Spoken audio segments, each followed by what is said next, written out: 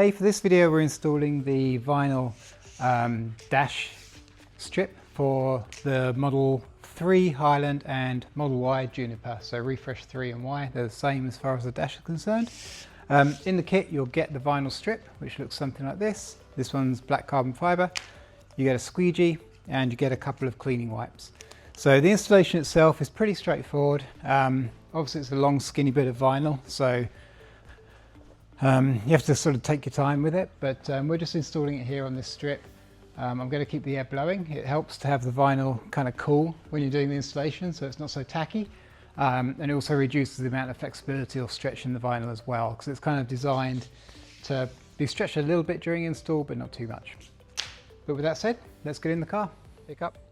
Okay, we're in the car now. Before I get started, I should just point out that we also have the vinyl decals for the steering wheel. That's what they look like. This is Matrix Black. Also for the center console, which looks awesome. Matrix Black is our favorite of the 3M vinyls. It's kind of heavyweight but sort of subtle as well. And then we also have the door controls. We'll just kind of show you this. Sorry for the shoddy camera work. This is obviously carbon fiber, and that's what we're going to install on the dash. So check the website. We sell all of these individually. We'll also sell them as a kit. Okay, so here we are. I'm in front of the steering wheel at the moment on the driver's side. I'm going to give this a quick clean. I do have the AC running. Generally speaking, we recommend not doing that when installing stuff like this, but it does help to have cool airflow coming over here as well, especially if you're somewhere warm. The vinyl is just easier to handle when it's a little cool. If it gets too warm, then you'll find it gets a bit tacky and a bit stretchy, so we want to avoid that if we can. But obviously there's a lot of dust that accumulates on this area, so give it a good clean.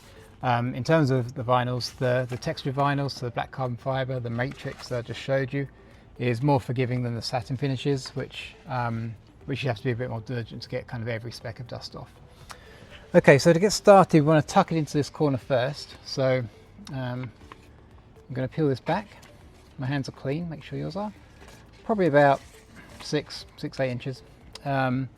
And then you want to really tuck it in, so just to kind of give you the bearings of this, there's a little kind of rolled over edge on here. We're going to sort of tuck it into that little gap there, and then we're going to sort of wrap it into there as well. So it's going to look like I've done a shoddy job, but if I do it properly then it's going to turn out amazing. So so you actually kind of want to go a little bit further than you think you need to go at each end. So I'm just going to sit that down there like that, and you'll see that I've got lots of material at this end, but when I tuck it all in, it's going to hug into that corner perfectly like that. So that's what we're aiming to do, and I'm just going to use a squeegee to kind of secure this end as sort of our anchor point. And then we're just going to work down the car bit by bit. Obviously the bit behind the center screen is a bit of a pain, and obviously working around the steering wheel is also a bit of a pain, but all we're looking to do is just sort of touch this front edge into place, and then the rest of it kind of falls into place. So that's looking pretty good. So we're just going to squeegee that. Be diligent with your squeegeeing. I would go quite quick for this video, but always make sure you get all the air bubbles out. I'm going to get as far as I can without hitting my head on the camera and the lights and everything else. If you need to pull it back to sort of reposition it, as you saw, that's no problem. I'm sort of steering it with my right hand and then applying pressure with my left.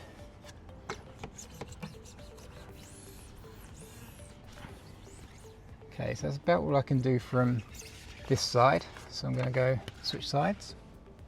Okay, so now I'm sort of attacking it from this end.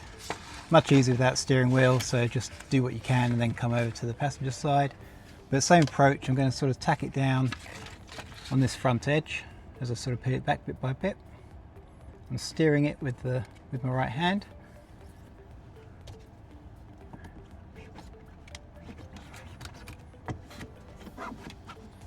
Carry on.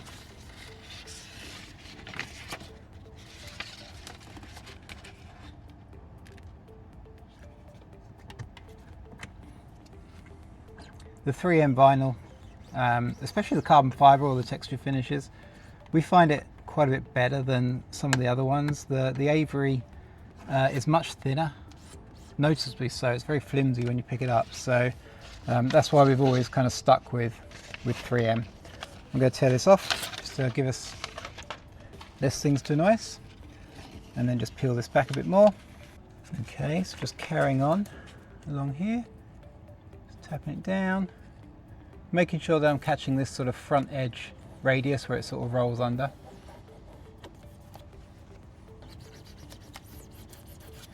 Okay, I'm going to peel back the rest of the paper.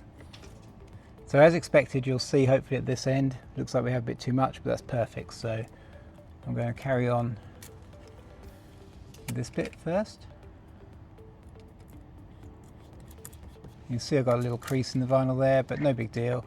If you get a horrendous crease for any reason, you know, if somehow it sticks to itself and just kind of turns into a bit of a mess, just lay it out as best you can, apply some heat, and that'll sort of reset the shape to what it originally was, which is flat, of course.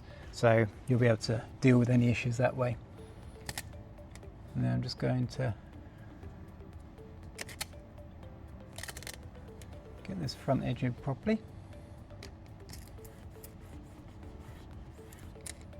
And then just tuck that into the corner, same as we did at the other end. And you'll see that that fits perfectly. And I'm just going to squeegee it.